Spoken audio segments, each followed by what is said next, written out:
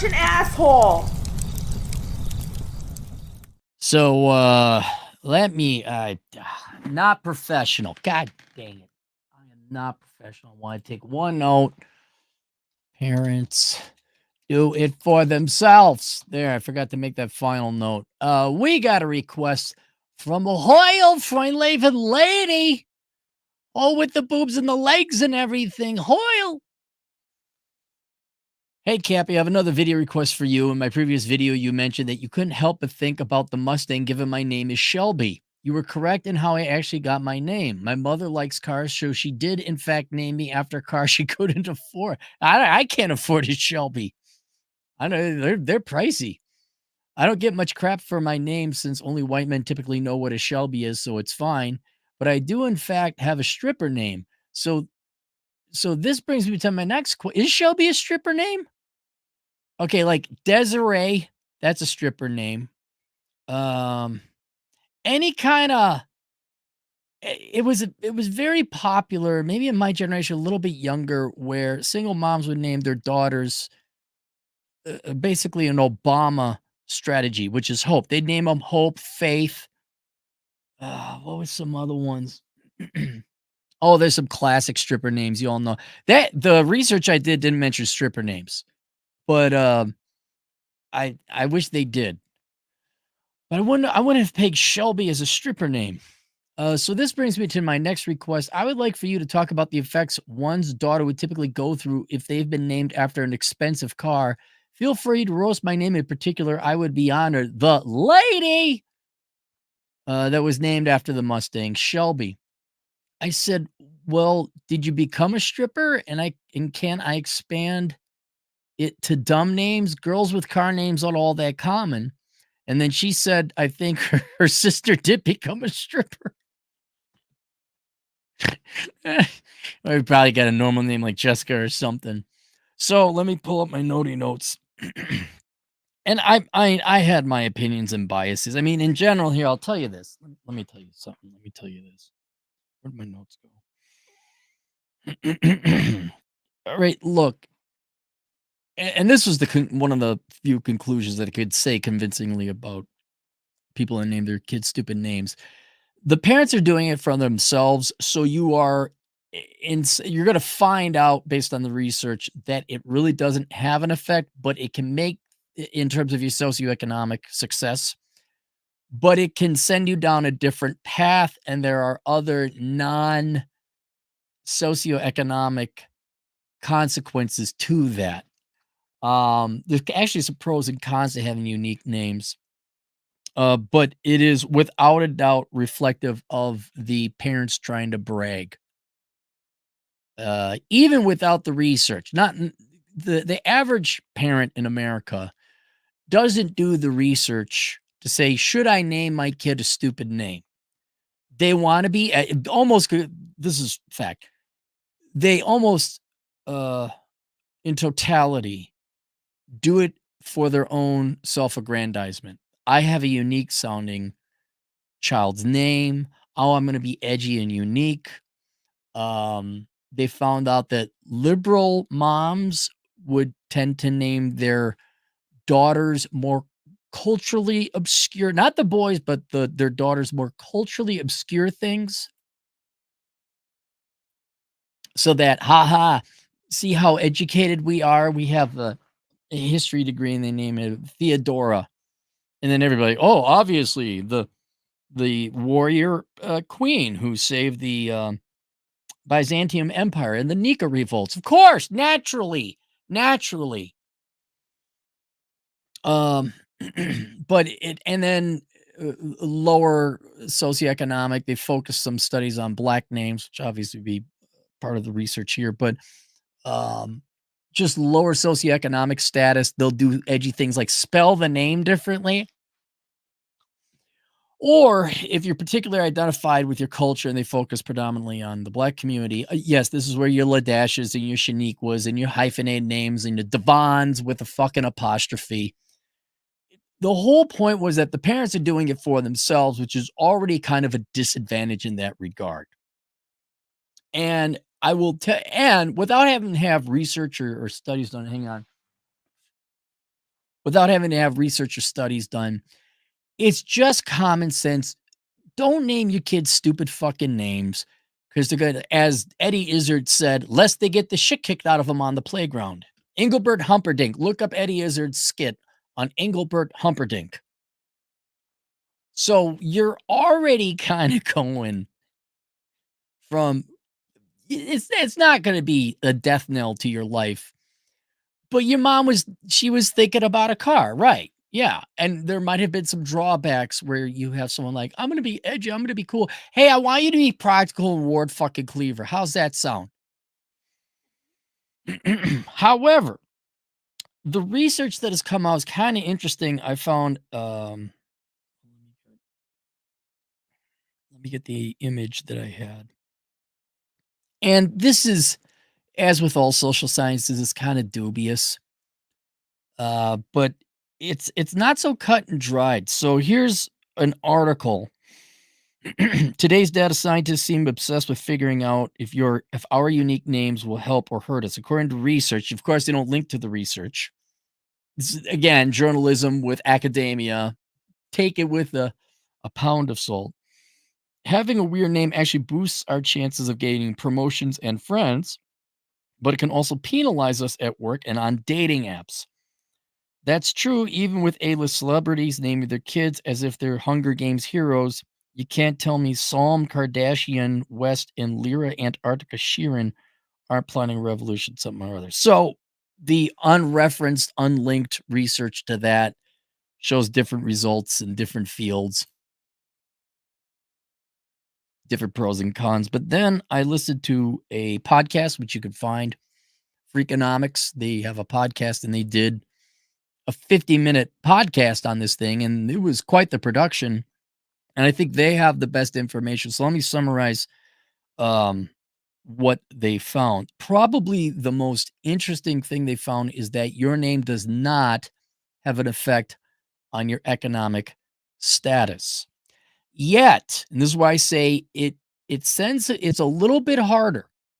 It's a dad was a pastor, right? Thankfully, I was named Aaron and not Jebediah.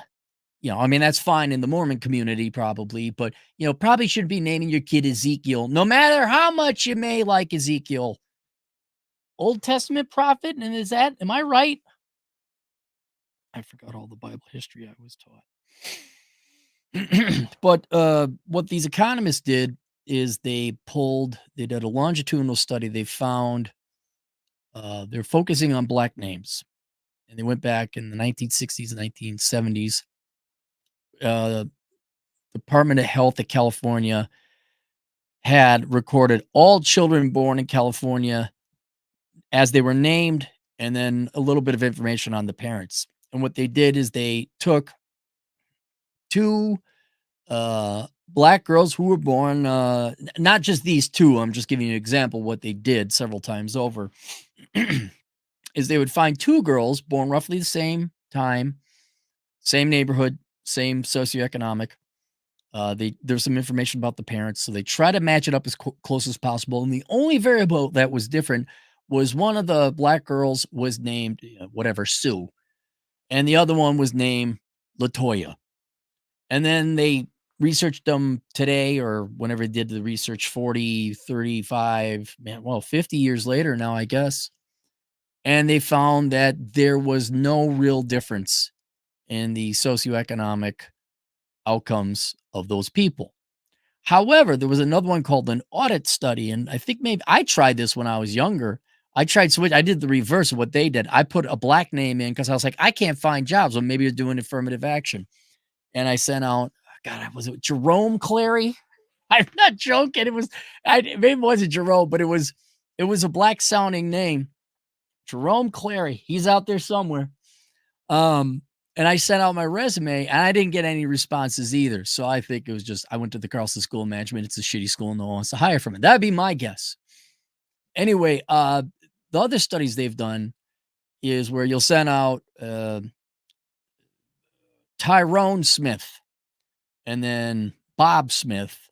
And they found out that the white sounding names got a 50% higher response rate than the black sounding names. Now, keep in mind, this doesn't include Latino or Asian or anything like that.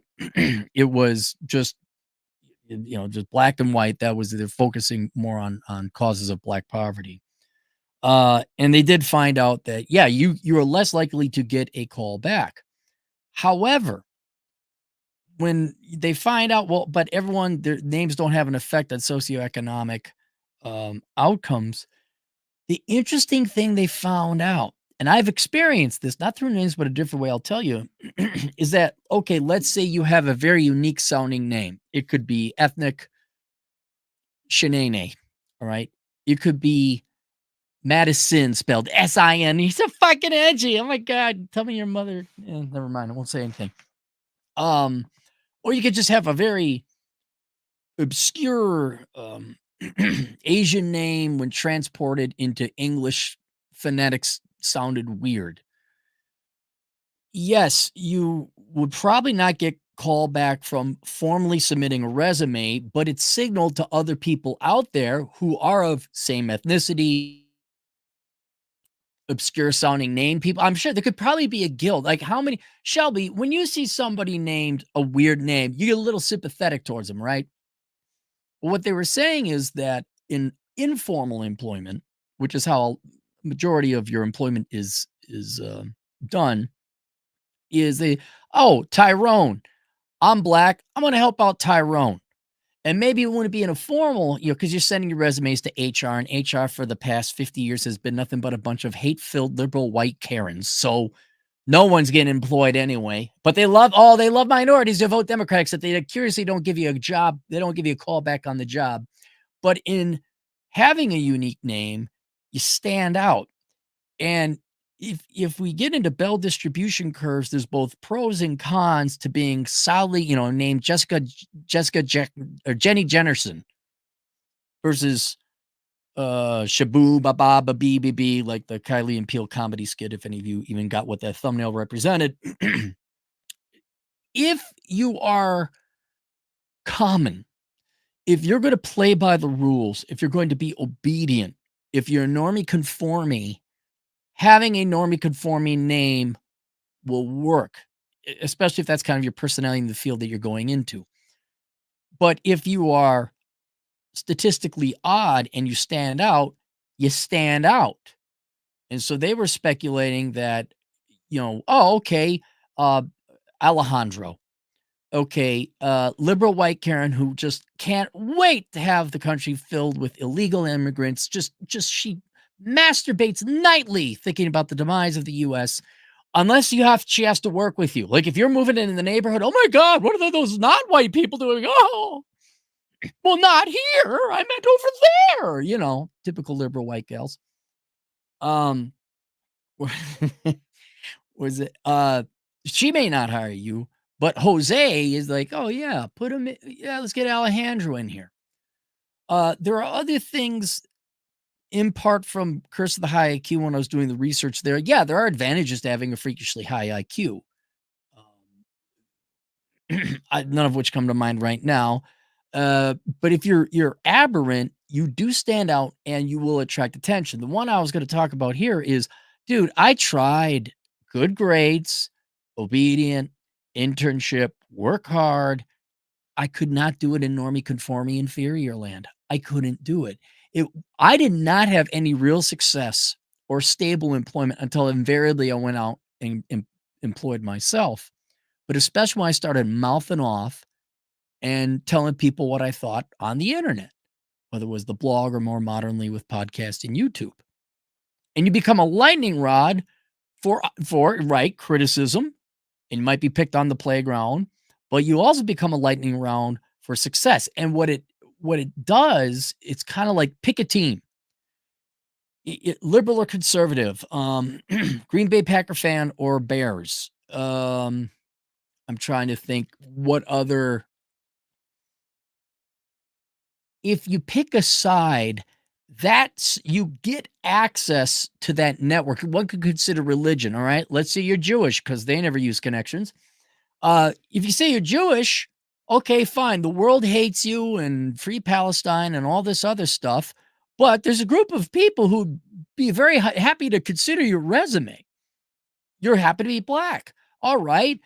Okay, fine. The established institute, though that's rapidly changing now with DEI and all that. But in times past, they would eschew you, but you'd get a higher chance of being employed by, say, a Herman Cain or somebody. Not to say that he'd be biased, but in other words, choosing a team, choosing a side, you can't play both sides. And if you go one way or the other, you pull up into a parking lot and you got the Green Bay Packer bumper sticker and the boss sees it, you really did go up in your employment prospects. There was a commercial, another example I'm trying to point out. There's a bunch of young men waiting for a job interview, and the young guy's looking, and he sees up on the wall, it's all the owners, the oil paintings, the presidents and CEOs that have owned the company in the past. He knows they're all bald. So what he does is he quickly goes to the bathroom, shaves his head, comes out, the interview guy or the boss comes out, he's bald too, and he nods, and the guy nods back. This this is before shaving commercials weren't just a bunch of man hatred shit. It was clever. So there's this. It almost would behoove you to have a straight when it comes to job applications.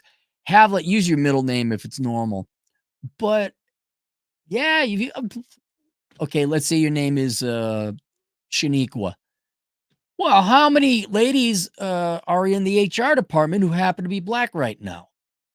Yeah, so even that the data only went up to, I think, 2019. Things are probably changing now. But yeah, if it's like, look, take a stand so people know who you are. And yeah, you're going to create some enemies or people who aren't going to want to have anything to do with you. But now you signal to other people, oh, hey, I'm one of you guys. And so that was kind of an interesting thing that I saw there. But I would say, I mean, how you tell a traditional company versus not. Okay, if you're applying to the S&P 500, I think you'd still be okay using your obscure name, whatever it was. But I would I'd probably do a little bit of both, because here's the thing with these social science. Okay, fine, that's great when you do whatever analysis and methodology you did and probably apply, state of California. That doesn't account for the thousands, literally thousands of other variables you individually are living in and the environment you're in, of which the vast majority you're not aware of. I do both. I mean, keep track of which resumes you send out to who, but do an ethnic name or a unique name, an obscure sounding name, and then do a normal name. Whether you have an obscure name your parents gave you or a normal one, try both. I because the DEI shit, especially when it pertains to race and gender, um, that is very recent and was not captured in this longitudinal data. So, if I give you strategy to get a job based on 1985 information, we need to be 2024, 2025 to do that. But it was in the end of the day, there wasn't a difference between economic outcomes. And of course, you know me, I'm going to argue, hey, it's for the choices you make. It is. If you think you got, not if you think, if you got a ridiculous sounding name, change it. Go buy an initials like TJ Martinell. I know what TJ stands for. The jerk, Martinell. I have no idea what his parents named him, but he goes by TJ Martinell. You could do the same thing. They don't need to know your name. That might be a good idea too, is if you don't trust anyone because of their biases or their unbiases, where just abbreviate first initial, second initial, last name. Although some people would say, well, that sounds awfully arrogant. I do know this. If you're like a third or fourth, axe that fucking shit off the end of your name. No, your name is Bob Bobson, not Bob Bobson the fourth. Fuck you. All right, just Bob Bobson. Just write that. That's it. That's all you need to. We don't need to know that you're the third in the line of men who managed to fuck somebody. All right. So that was probably the most interesting thing. What Where was it? Uh, they but yeah, the rest of the research they found out about the only thing that was kinda like, "Yeah, this is kinda bad, don't do it." Don't give your boy a feminine sounding name or a girl's name, boy named Sue. They didn't talk about, at least I didn't hear them talk about, asexual names like Pat or Stacy. I didn't hear anything about that, but it was men with feminine names that was, and obviously because you get the shit kicked out of you on the playground. Uh, but yeah, it what so what I concluded from all the research, at the end, it's not gonna have an effect, but I think it will make things a little bit more social, especially in, K through, you hope that sophomore shit ends by the time you get to high school, so K through 9, I would just name the kid a normal name. They don't need the shit kicked out of them at school. If you're a young person, you can go by a different name. I remember a buddy of mine, he did change his name because he had a very odd sounding first name. And then he went with a more traditional name after that. I think because he was getting picked on, and uh, I would just, for social reasons, don't go with an odd name. But for more long-term employment reasons, fine. Your name is what it's going to be. Did you major in dumb shit? Did you save your money? Did you stay out of trouble with the law? Did you show up to work on time sober? Jessup and Jebediah out here in the Houdang Digleyville, they have issues. And I I'll never hire. If I get a Lance or a Jessup and you're from Wyoming, I ain't hiring you. Not hiring you. Oh, Cappy, that's like, yeah, I know. It's very biased. It's very bigoted. It absolutely is. I would probably do a background check and look at the credit score. And then I'd be like, oh, wow, a guy named Jessup with an 812 credit score. I would have never thought I saw the day. And then I'd maybe consider him. But I'd be just like, interview. Oh, yeah, what town? Oh, you're from whatever. Thermopolis, Wyoming, are you? Oh, okay. Yeah, you grew up in a trailer. I'm sure you did. Yeah. Oh, I'm sure you have 3 kids already for 3 different baby mamas, and you wanna become forklift driver. Oh, yeah. You should not bias, you should look at the resumes. So they should really do. You just cut off you shouldn't provide your name. It's just, you should get a here, you know what? It this may have unforeseen consequences, but what if, we all get names, right? Legal names. I'm not saying you would get rid of names, but what if, in addition to your name, you were given a serial number, right? For the exclusive purpose of applying for jobs.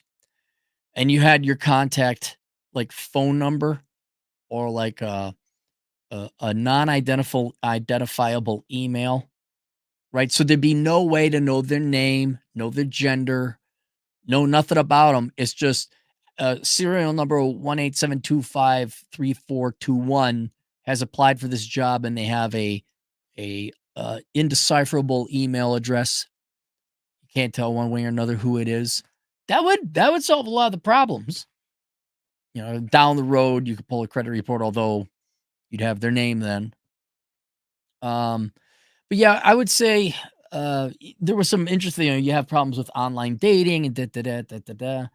I'm sure there are other facets of life that are inhibited or improved if you have an obscure name. I'm just gonna go generally that you shouldn't name your kids stupid fucking names.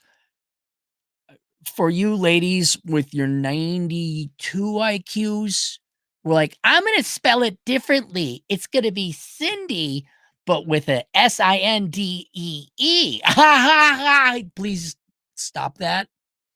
If you are a young person, a person who your name, you think you're having trouble with it, and that's where I'm saying it's ultimately up to the individual. Change your name. Your mom named you Darius, with Darius, actually a Persian name named after a Persian king. Look it up. It's probably a cool name if you're like, wow, dang, you're named after Xerxes' dad. And the guy's like, who? But if your mom put a D with an apostrophe and said Arius, Rius. Get rid no apostrophes, no hyphens. Uh, Darius would be fine. Although that would require people to actually know he was a fucking Persian king. But you kind of almost have to babysit your parents a little bit on this one. Shelby, that's kind of a tomboy. That's not the worst. Could you go with Shelly?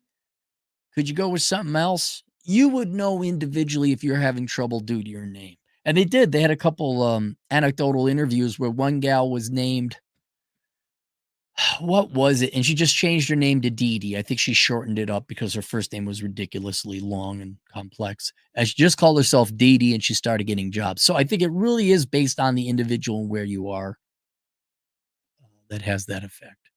So there you go. Look at that. I got paid to do nomenclature research. You got any super chats? Let's go to the super chats. ET, $5. Hi, Cappy. What are your thoughts on paying for a roadside assistance provider like AAA if you're doing a lot of traveling for work? Thanks. Oh, yeah, dude. If you're doing a lot of traveling for work, yeah, you don't want to be down. I never had AAA. My girlfriend has it.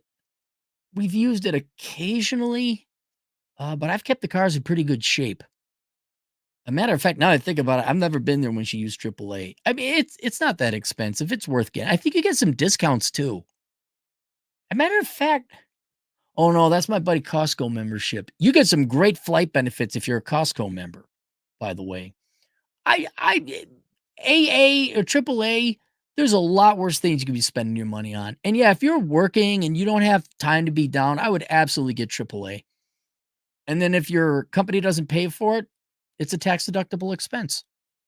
So I would absolutely do it. Yeah. Oh, I'll tell you this, ET, not to sound like your old man. Um, you want to have a tire plug uh set. It's not set. You get like four strips of basically strips of tar.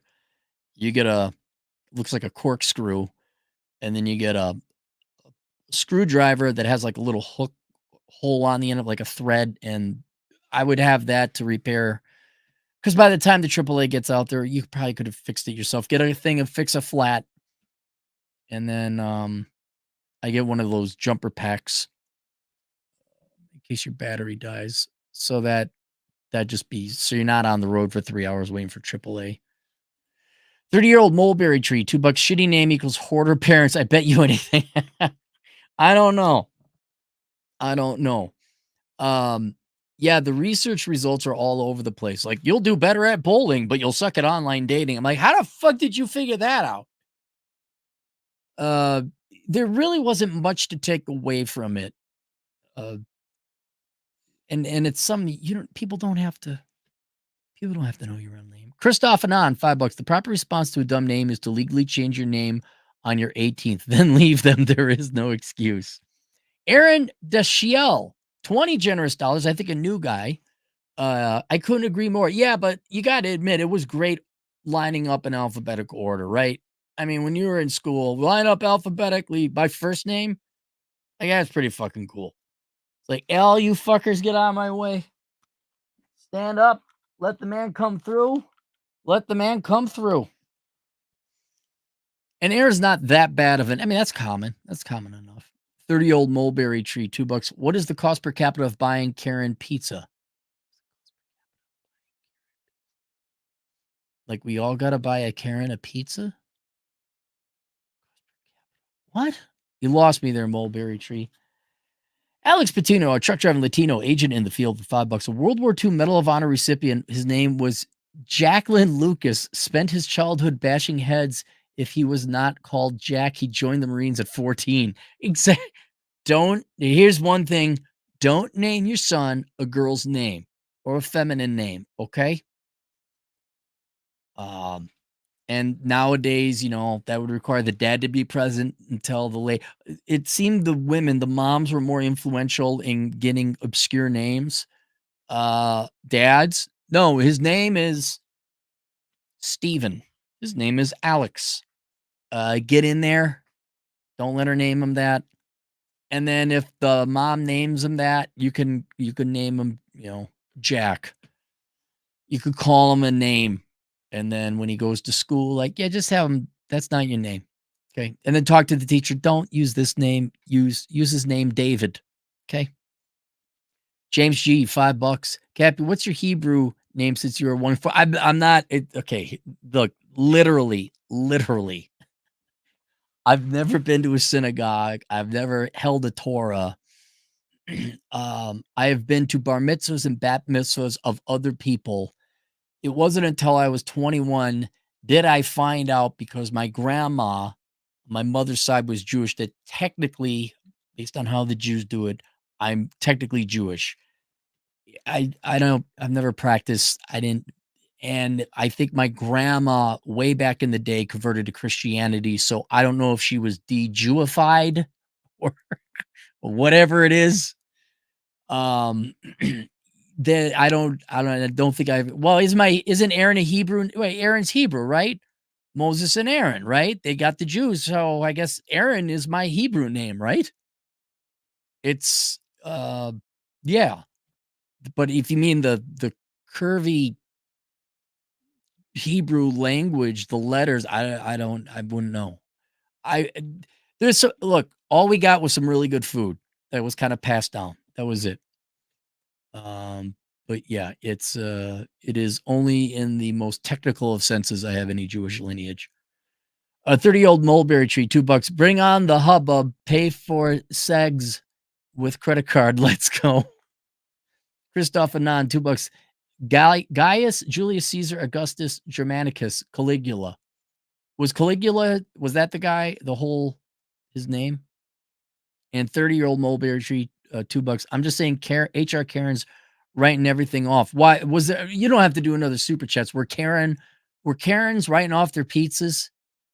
Were they were abusing their expense reimbursement? All right, there you guys go. All right, I think I'll do one more tomorrow. I'm going to be playing catch up. I got all my major projects done. Link below. The dad you never had. If you have a bad name, chances are you don't have a dad. I mean, you all have a dad, but your dad's probably not present, or he's a ball of sack wonder of fuck nuts. All right. And he's like, okay, dear, we can name our son Jessica, but it'll be J Aysika. Jessica. I'll be fine. Um, Take the course, The Dad You Never Had, and then, because I'm gonna assume if you got a bad name, yeah, you didn't get those lessons. You didn't get those lessons. You can find that on Teachable, or you can find it linked down below. Ask Bucket 62, $2. Why isn't your hat flat billed like the kids now, bro? I had one, and, it's Deadwood Tobacco Company. They're up in Deadwood. It was the flat brim hat, and I was like, I had it duct tape, or not duct tape, rubber banded, because I hate that flat brim hat shit. Dude, that's been around for what, 15 years now? You'd always see that kid, like the flat brim hat on the side, wearing his sweatpants and some kind of probably wearing pajamas out in public. Smelled like pot and vape. Yeah, I don't want to be associated with that. All right, there you go. That's it. We'll see you guys later. Toodles.